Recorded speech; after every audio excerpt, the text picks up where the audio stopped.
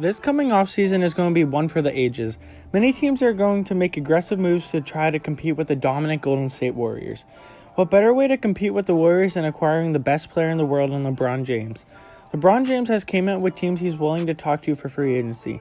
One team that really got me thinking about was the Boston Celtics. The LeBron Celtics rivalry in the East has been going on for years, going back to the first time when LeBron was on the Cavs and the Celtics knocked him out of the playoffs.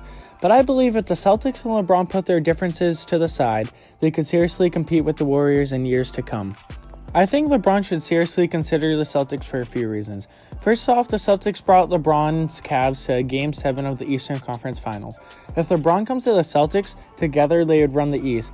Not to mention the Celtics didn't have their two best players in Gordon Hayward and Kyrie Irving during this incredible playoff run. So the Celtics will even be better than next year in the playoffs if they keep the same core of players, as well as there will be no competition in the East. Another reason why LeBron should consider the Celtics is because he won't have to take the full workload.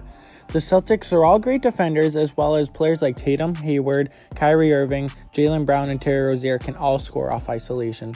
So LeBron won't have to be putting up these monstrous numbers like he did in the playoffs this season just to keep his team in the game. And with LeBron getting older, joining a team that he doesn't have to do as much, he could preserve years on his career. LeBron James wants to win championships, as we all know. I believe the Celtics are the best chance for LeBron to beat the Warriors. The other teams that LeBron wants to talk to have too many problems. For example, some teams have to give up a lot of their core players just to create cap room for LeBron James, like the Rockets. Other teams just won't be good enough for LeBron to beat the Warriors and win a championship. And as we all know, LeBron obviously wants to leave to win a championship. But I believe the Celtics are the perfect fit for LeBron. So I came up with 3 realistic scenarios that could possibly happen with the Celtics and LeBron this offseason. The first realistic scenario is that the Celtics sign LeBron and make minimum moves to their roster. The issue with that is the Celtics are over the cap if they straight up sign LeBron James to a max deal. The Celtics will have to move at least one player to get LeBron. The first players you would look at to create cap room is Al Horford and Gordon Hayward because of their max contracts. I don't believe the Celtics would be willing to get rid of Al Horford unless they would be getting a big man in return because of how valuable he is to the team on offense and defense. So no one would be able to replace Al Horford. So this brings all eyes to Gordon Hayward. The Celtics could easily get rid of Hayward and 1 or 2 players with a trade that would free enough cap room for LeBron. But I don't think Danny Ainge is that heartless to trade the Celtics' last season acquisition after a season-ending injury in the first game. As well as the Celtics coach Brad Stevens and Gordon Hayward have a great relationship together, with Brad Stevens coaching Hayward in college. So I don't think Stevens would be happy with getting rid of Hayward either. But there is one more possible option: Kyrie Irving. First off, many people believe Kyrie wanted out of Cleveland because he wanted to get away from LeBron. So bringing LeBron to Boston would make Kyrie very disgruntled. Also, there's been many reports that Kyrie won't commit to the Celtics after next season. According to Kyrie's old teammates in Cleveland, he talked about going to the Knicks when he became a free agent. So getting rid of Kyrie Irving for LeBron James makes the most sense than anyone else on the Celtics. The issue here is that their contracts don't match up exactly, so the Celtics would have to do a sign and trade with a 3-way deal that'd free up cap room with Kyrie and maybe 1 or 2 other players on the Celtics. Celtics would give some picks for LeBron to the Cavs, as well as drop cap room on a different team with Kyrie Irving. In this scenario, the starting lineup would be LeBron James, Jaylen Brown, Gordon Hayward, Jason Tatum, and Al Horford, with players like Terry Rozier, Marcus Smart, and Aaron Baines off the bench. The Celtics still have their young assets in Tatum, Brown, Rozier, as well as they gain the best player in the world. I believe this team could for sure beat the Warriors and run the league for years. The second possible scenario for the Celtics is to go all out and try to win now instead of keeping the future on tack. Danny Ainge goes all in and trade the Celtics' young stars for developed superstars. In this scenario, the Celtics might not have to do a 3-way sign and trade deal with Kyrie because they might free up more cap room in other trades such as Al Horford. But I do believe the Celtics would still trade Kyrie Irving if they get LeBron. I think the Celtics would also trade players with high value like Tatum coming off a great rookie season, Jaylen Brown coming off a great second year by stepping up for Hayward, Terry Rozier, who had a great run in the playoffs stepping up for Kyrie Irving, as well as the Celtics still have many first-round picks they could trade. I also believe they would consider trading Al Horford.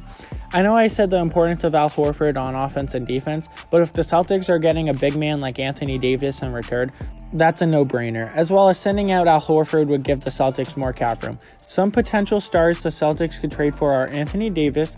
For the past few years, there's been many rumors that the Celtics were interested in trading for Davis.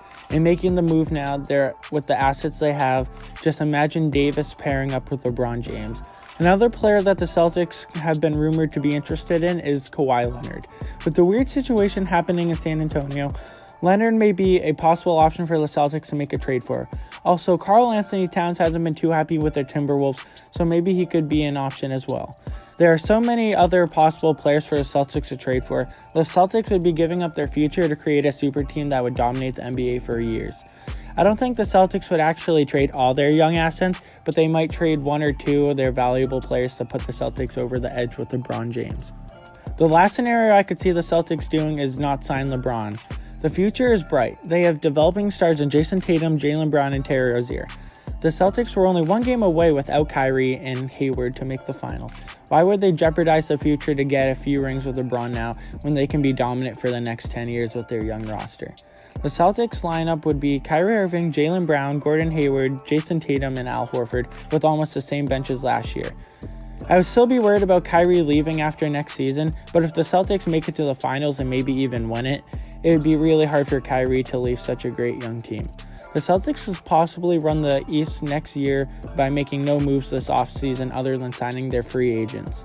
Some issues of signing LeBron is when LeBron James joins a team, he also joins the coaching staff and the GM.